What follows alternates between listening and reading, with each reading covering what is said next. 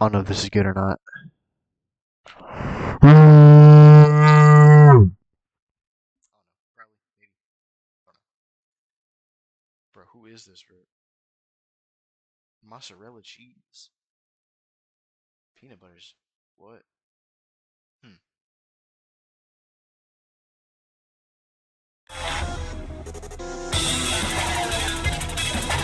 Alright. Here we go. Hopefully, this is right. Legalizing sports betting will generate tens of millions of dollars every year for our classrooms. Telling me this. Power Crunch, incredibly light cookie crunch, packed with bold, delicious flavor. Peanut butter as we know it today was invented in 1890 by an American doctor. Does it look like I can? He used it as a protein substitute for people whose teeth were so bad they couldn't chew meat. Yummy. What?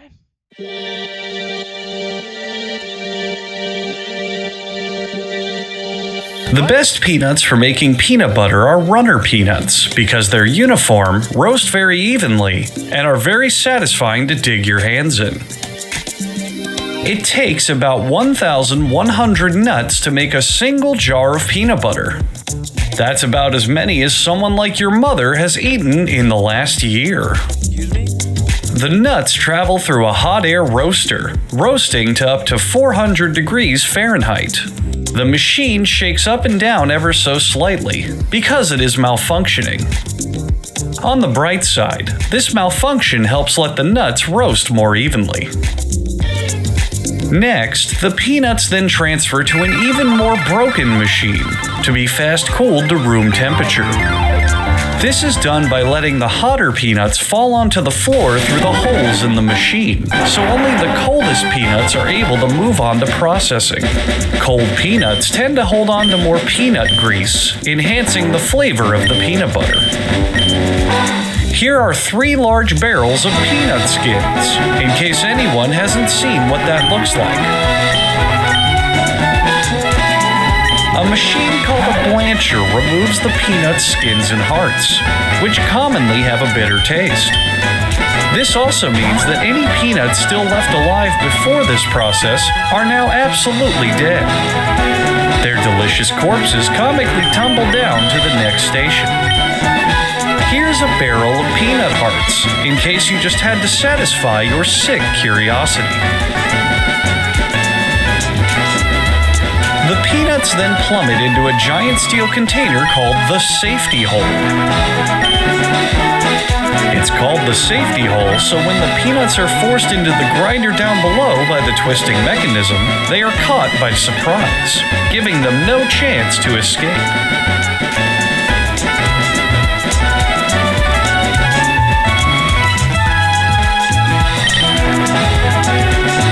Peanuts are then ground into a paste, which, as seen here, happens almost instantly. At this point, the other ingredients are added. Dried peas, powdered nuts, and frozen butter.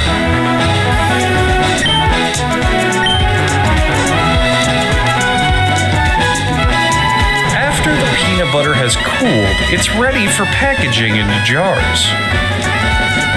Peanut butter jars are grouped into pairs of 2, as most households buy 2 jars at a time, 1 for each spouse.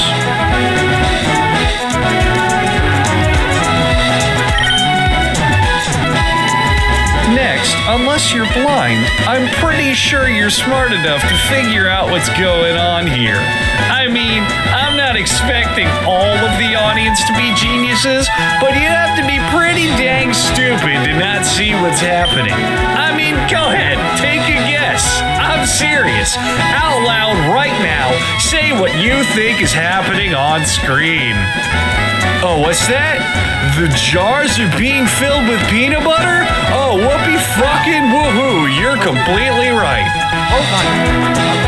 And finally, for your viewing pleasure, the old magically sealing peanut butter trick.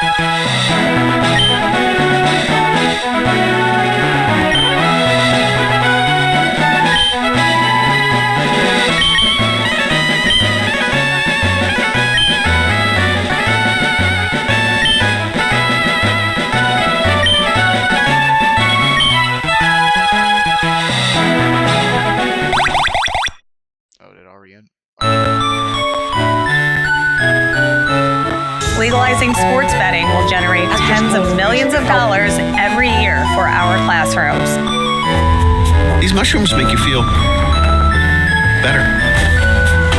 Like a lot better. In a sandwich, as a topping, or all by itself, cheese has always been a popular food. This dairy product goes back thousands of years, and it always started with 3 basic ingredients: milk, curds, and whey. Penis, penis, penis, penis, penis, penis, penis. Like all cheeses, mozzarella starts with a man washing the side of a truck. This truck is a milk transport truck and must be washed after every delivery to ensure the milk arrives clean. Raw milk destined for cheese making contains 3.8% fat and 33.33% protein. The milk lives in Milk Utopia, a stainless steel city towering above the clouds. And here is where all the milk that can't afford to live in Milk Utopia goes.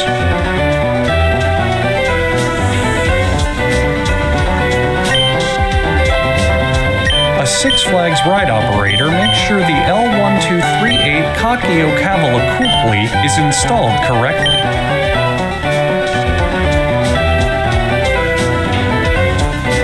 Meanwhile, at a drug testing facility, this milk has tested positive for steroids, which is a good thing.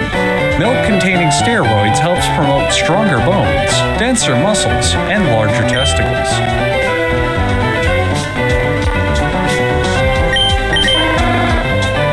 After the guard leaves, some really fucked up stuff happens in milk jail.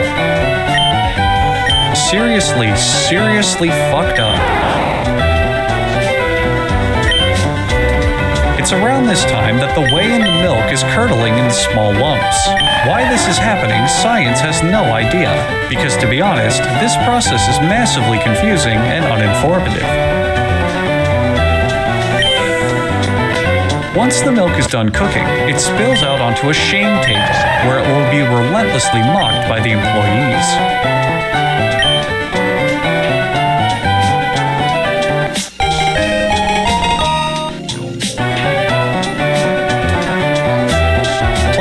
From a Super Mario game spin through the milk to help drain it of milk sweat. Milk sweat is moderately poisonous and hard to digest, so getting all of it out is crucial. This milk sweat will later go on to be made into hand soap and motor oil. Once the liquid has been fully extracted, the cheese is now finished being made. Just kidding. It first has to be put into a giant jello mold and swept to another part of the factory. This cheese jello mold, if not immediately consumed by hungry customers breaking into the factory, moves to a machine called a molder.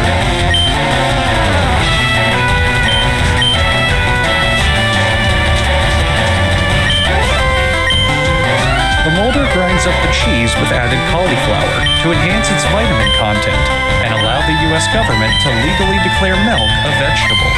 The mozzarella is funded by an employee to test its resistance to sexual harassment. As you can see here, the cheese secretly likes it.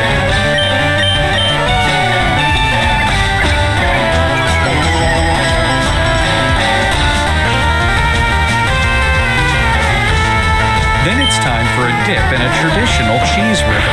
Rectangular blocks of cheese fall into this river consisting of salt, pepper, oregano, garlic, orange peels, potato skins, shrimp, white wine, red wine, starches, gases, cryptocurrencies, white pepper, regrets, turkey, and none of those things I just mentioned except salt. Then it's off to a brine solution containing salt, pepper, oregano, garlic, orange peels, potato skins, shrimp, white wine, red wine, starches, gases, cryptocurrencies, white... Cryptocurrency? What?